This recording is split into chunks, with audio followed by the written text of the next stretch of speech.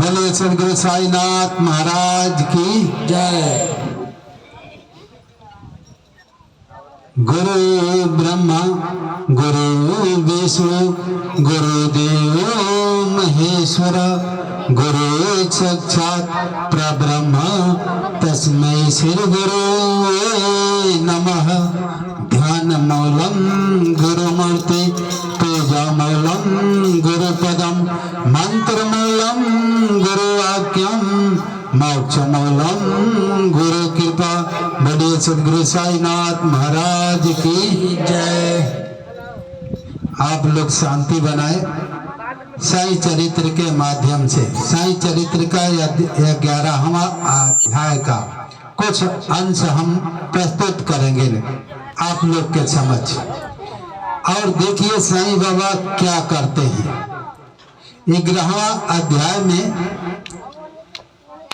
कैसे साईं बाबा की महिमा गाई गई है, साईं बाबा क्या चमत्कार करते हैं, इसका वर्णन होगा। आज साईं चरित्र के माध्यम से हम लोग साईं चरित्र का अवलोकन करें। 11वां अध्याय। बोले सदगुरु साईनाथ महाराज की जय। ओम साई राम। बाबा का तत्वों पर नियंत्रण। बाबा के तत्व नियंत्रण की 2 घटनाओं के उल्लेख के साथ ही अध्याय समाप्त हो जाएगा। एक बार संध्या समय शिरडी में भयानक झंझावट आया। आकाश में घने और काले बादल छाए हुए थे।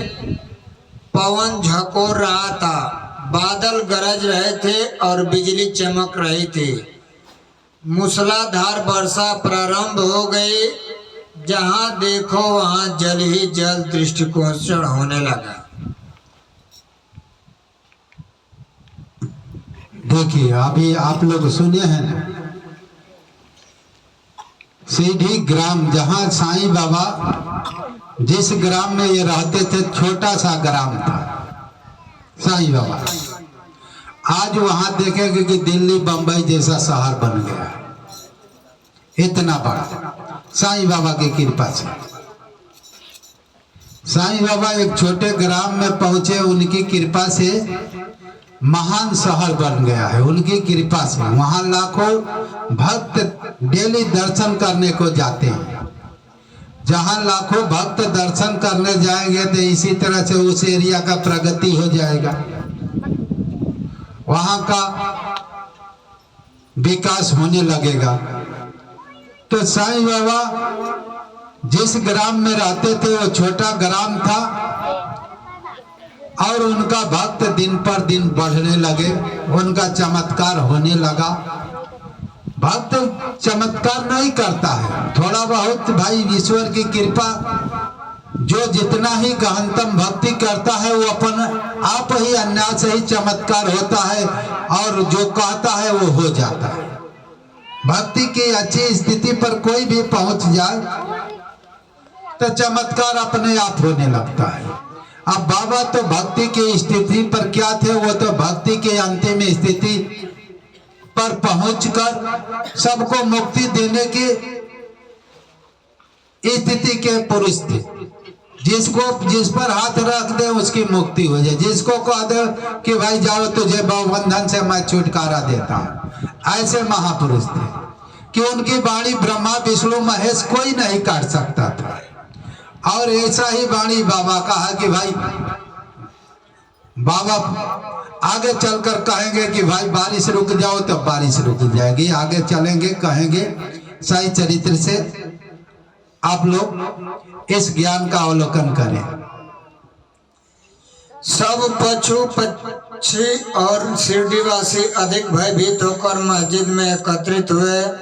शिरडी में देवियां तो अनेक है, परंतु उस दिन सहायतार्थ कोई न आई। इसलिए सभी ने अपने भगवान साईं से, जो भक्ति के ही भूखे से संकट निवारण करने की प्रार्थना की।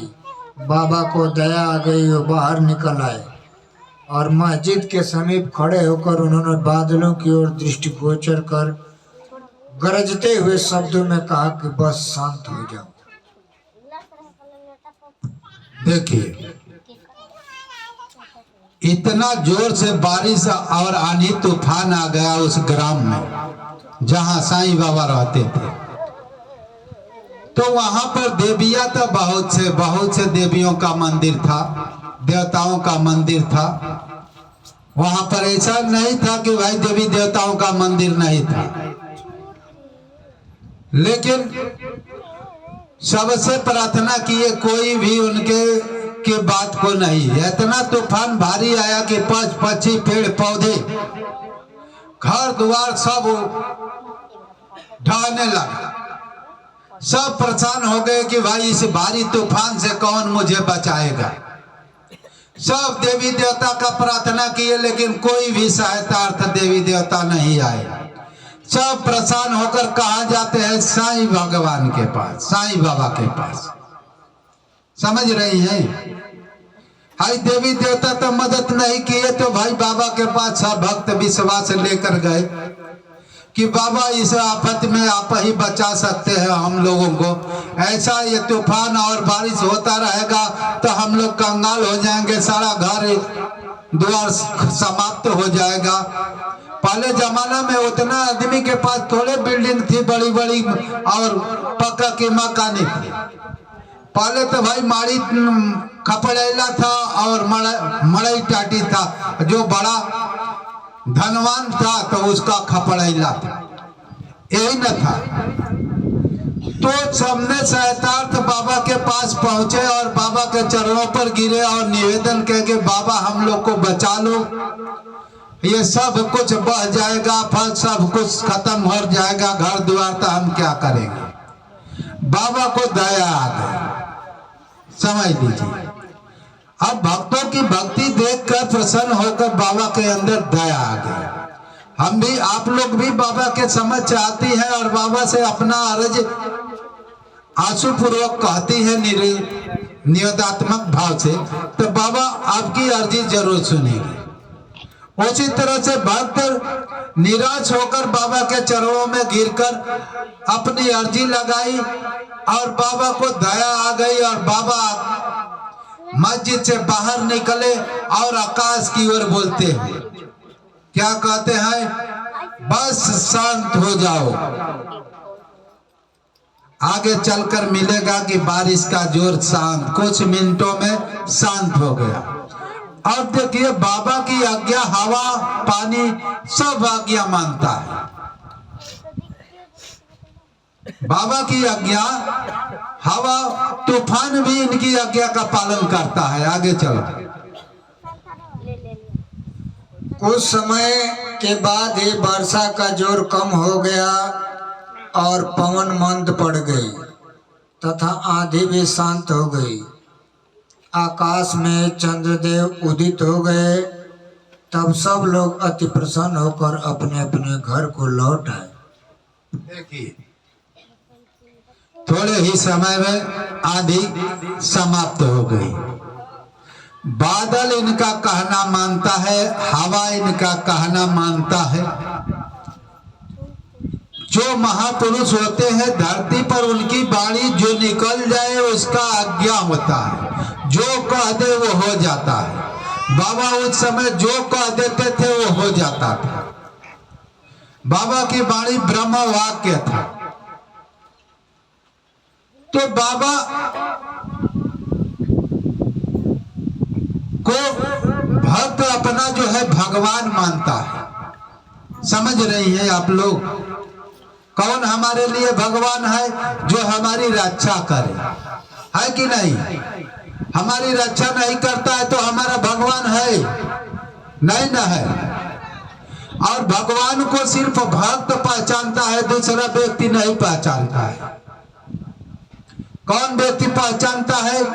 भक्त। लोग बहुत से कह देते हैं कि भाई साईं बाबा भगवान नहीं हो सकते,